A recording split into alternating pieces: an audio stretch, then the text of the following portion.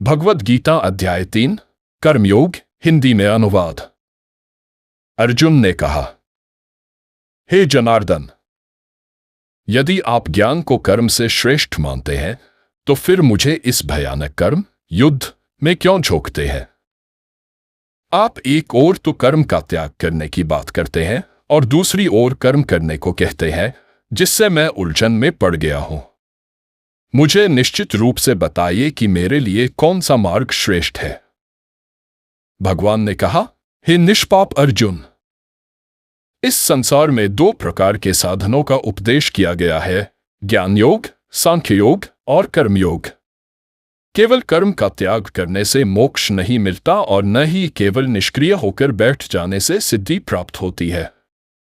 प्रत्येक व्यक्ति कर्म किए बिना एक क्षण भी नहीं रह सकता। प्रकृति के गुणों से प्रभावित होकर सब प्राणी अपने अपने स्वभाव के अनुसार कर्म करते ही रहते हैं। जो मन से इंद्रियों का त्याग करके दिखावा करता है और मन में कर्मों का चिंतन करता है, वह मिथ्याचारी है। लेकिन जो मन और इंद्रियों को वश में रखकर निष्काम भावना से कर्म करता है, वही श्रेष्ठ है। इसलिए अपने नियत कर्मों को करो। कर्म करना कर्म न करने से श्रेष्ठ है। सभी कर्म भगवान के अर्पण स्वरूप करें, अन्यथा वे कर्म आपको बंधन में डालेंगे। कर्म और यज्ञ का संबंध। प्रारंभ में ब्रह्मा ने यज्ञ के साथ सृष्टि का निर्माण किया और यह कहा कि यज्ञ के द्वारा सभी इच्छाएं पूर्ण होंगी। देवताओं को यज्ञ अर्पण करो और देवता तुम्हें इच्छित वस्तुएं प्रदान करेंगे। जो देवताओं को यज्ञ अर्पण नहीं करता, वह कृतघ्न है और पापी है। यज्ञ से बचा हुआ अन्न खाने वाले ही पवित्र होते हैं। निष्काम कर्मयोग का महत्व।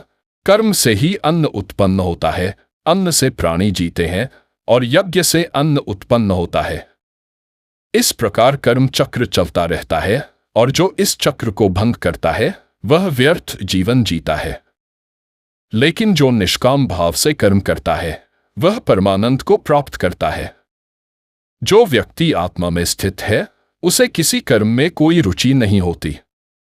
वह न कर्म करने में लाभ देखता है, न कर्म न करने में। ज्ञानियों का उदाहरण। इसलिए तुम नित्य कर्म करते रहो। कर्म के बिना जीवन संभव नहीं है। पहले ही कई महान व्यक्तियों ने कर्म करके लोक कल्याण किया है। जो श्रेष्ठ पुरुष करता है, सामान्य लोग भी उसका अनुसरण करते हैं। हे अर्जुन, मैं सर्वशक्तिमान हूं, फिर भी कर्म करता हूं, क्योंकि मेरे कर्म करने से ही दुनिया का संतुलन बना रहता है। कर्म को समर्पण करें, सभी कर्मों को मुझ पर अर्पण करो।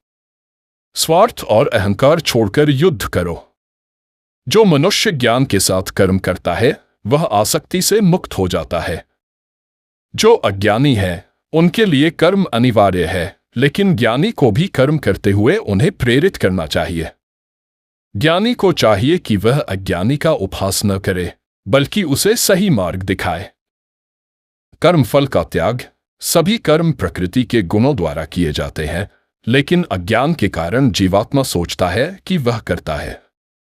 जो तत्वज्ञान में स्थित है, वे समझते हैं कि गुण ही गुणों में क्रियाशील है और इसलिए वे मोह में नहीं पड़ते।